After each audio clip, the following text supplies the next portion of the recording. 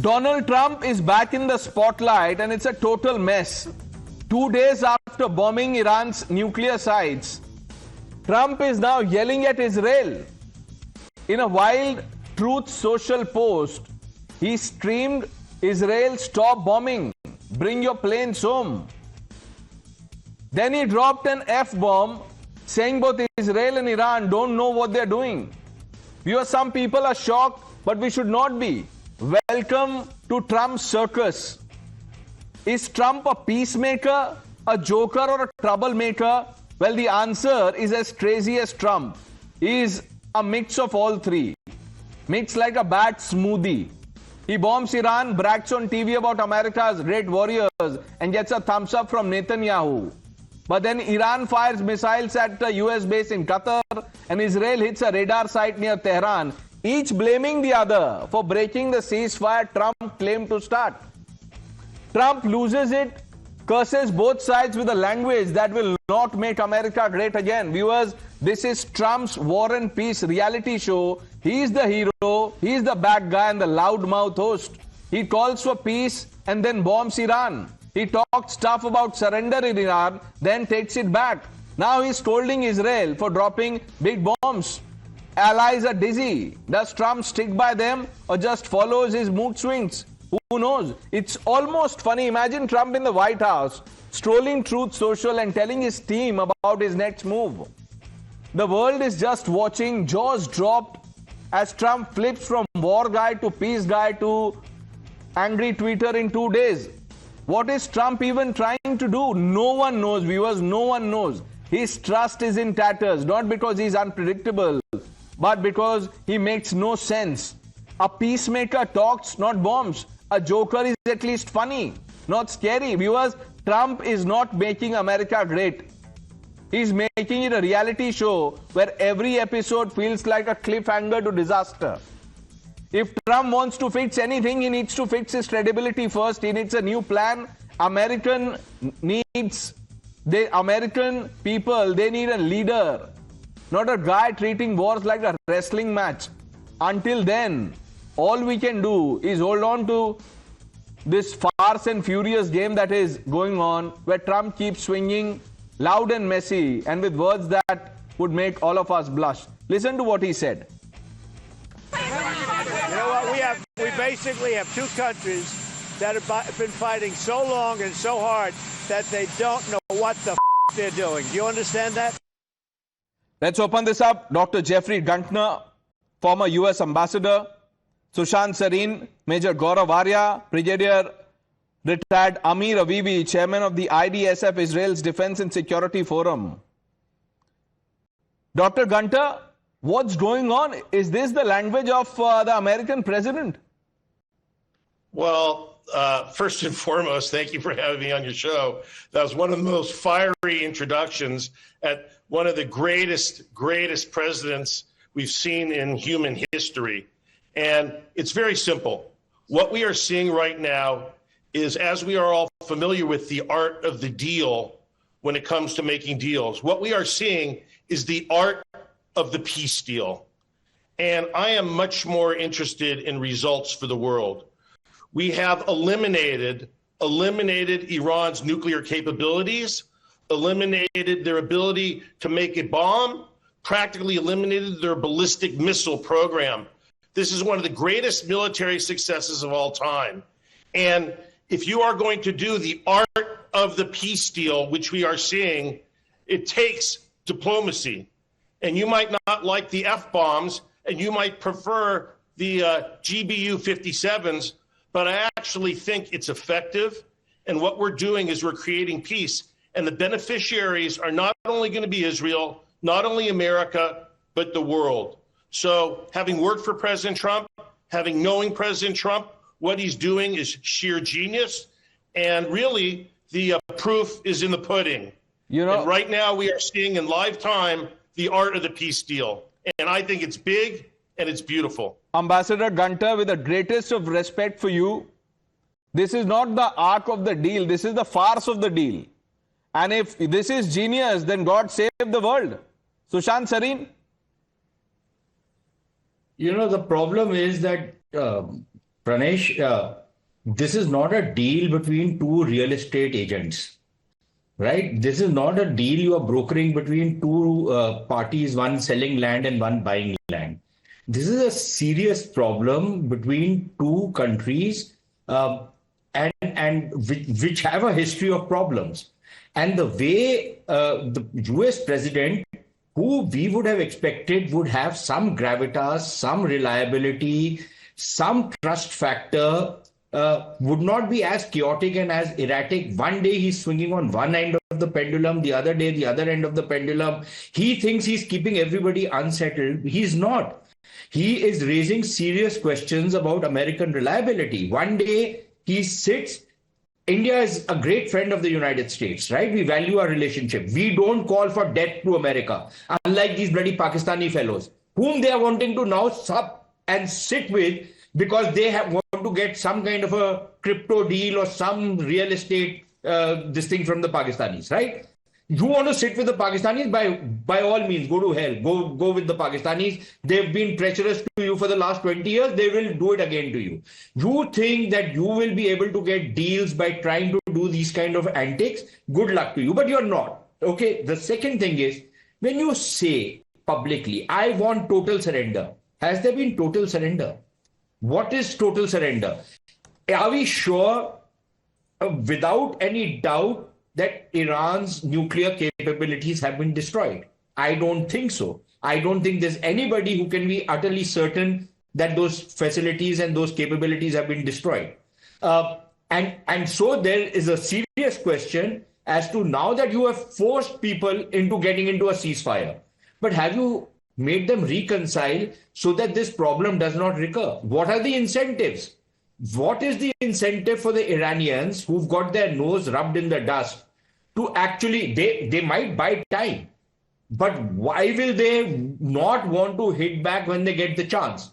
And how are you going to prevent them from getting the chance? Are you going to keep going and bombing on them? Then you might as well have finished the job this time. When the Israelis set up the entire stage for you, you should have gone and finished the job. But Iran is not an easy nut to crack. Anyway, I think the Israelis know that better than anybody else. Right? So you have a serious crisis on your hand. And the way you are going about it, trying to short circuit everything because maybe you want a Nobel Peace Prize. But Sushant Sareen, you see, a genius does not have to think about these substantive questions. That is for ordinary people.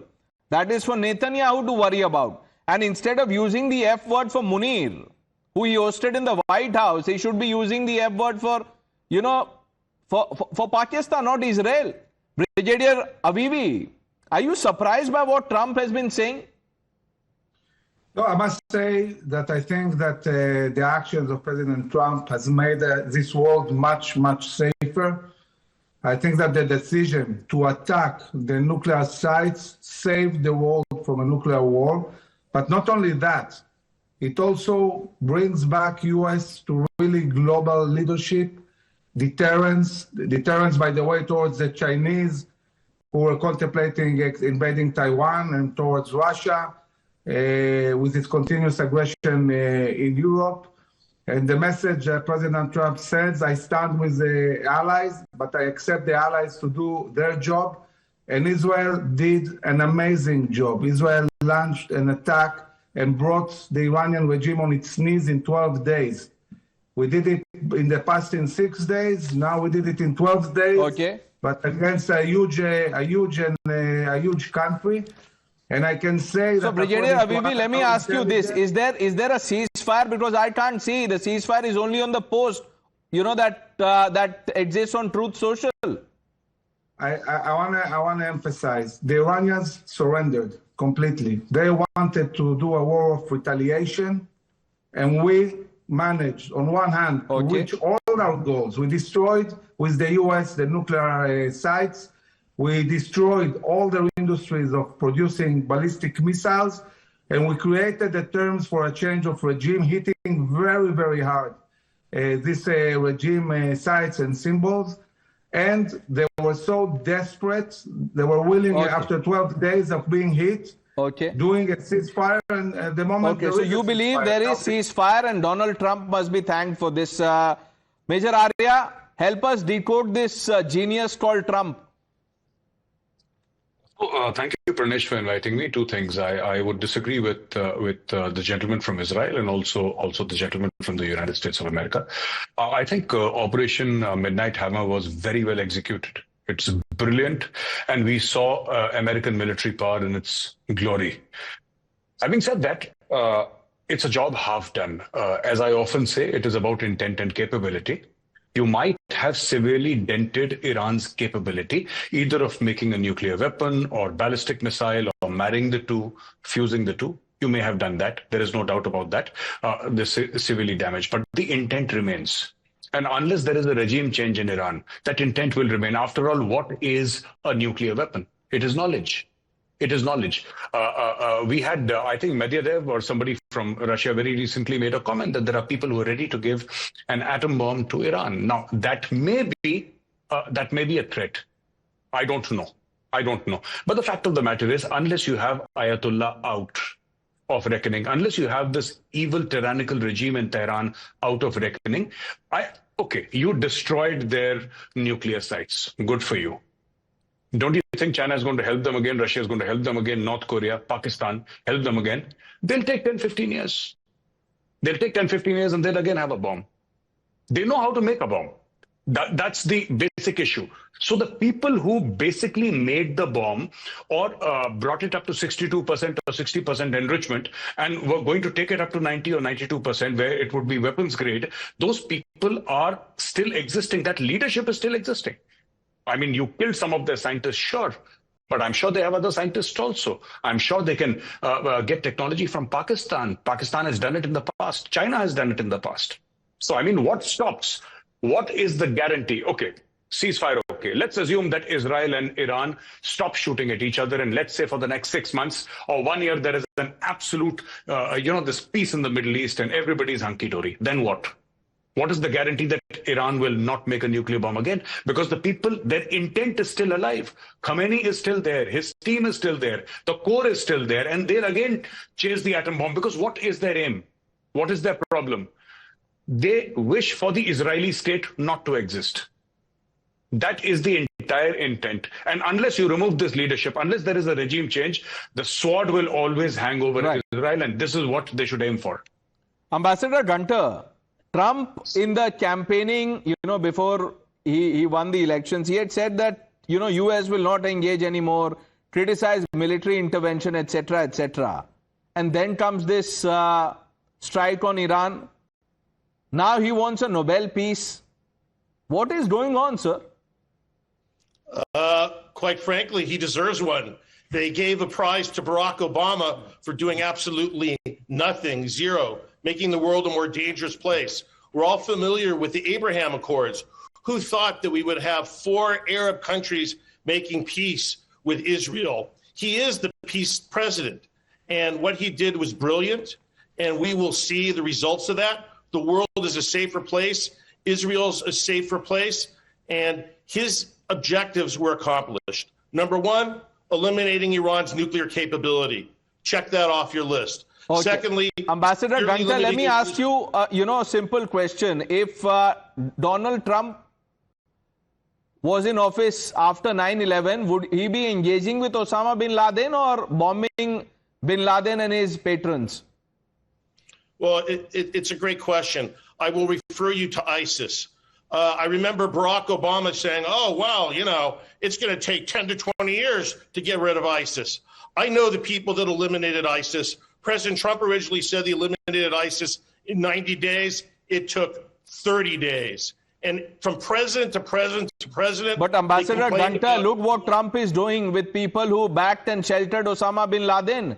He was found in Pakistan. Have you forgotten that? What's your question? I don't understand your point. I'm sorry. Where was Osama bin Laden found, Ambassador Gunter? In Pakistan. Why is Trump soft on Pakistan? Why is he engaging with a rogue military, an established rogue state? Well, without answering your question directly, I'd like to say this. If you want to make peace around the world, if you want to have, you have to have a relationship.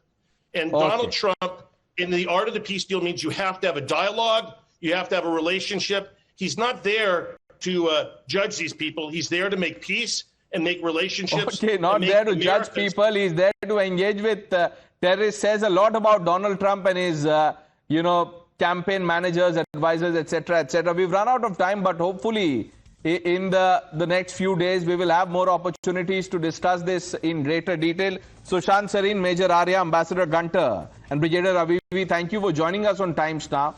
A short break, viewers. Lots more lined up on the News Hour with Navita Kumar.